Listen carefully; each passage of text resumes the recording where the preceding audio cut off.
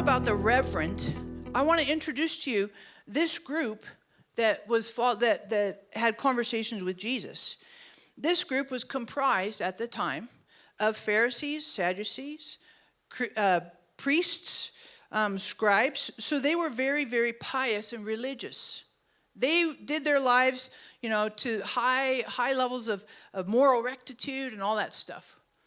And I want to tell you that when you read the Gospels, this group of people probably had the most conversations with Jesus. Even more conversations. Like, you can go and you can look at like Sermon on the Mount, and that was just general public. You can look at the related conversations Jesus had, and especially in John 14, 15, 16, 17.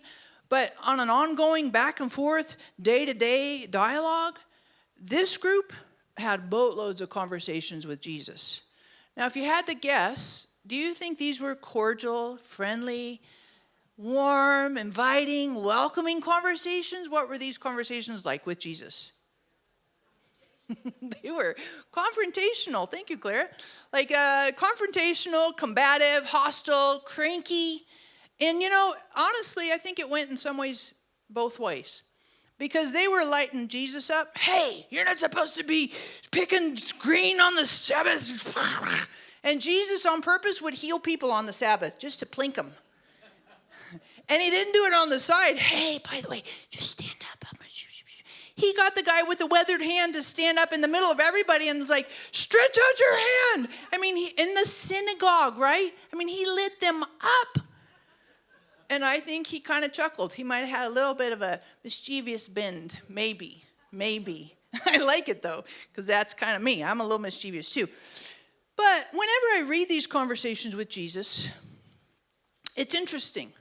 Because I'm always like, yeah, those yucky people, those legalistic, religious, yucky, I hate them. I don't want anything to do with them. And I usually just try to read over that stuff and say, irrelevant, doesn't apply. However, I happen to be a leader in a religious community. Right? I'm not up here with a microphone because I'm not a leader. I'm not up here giving a sermon because I don't have a religious bend.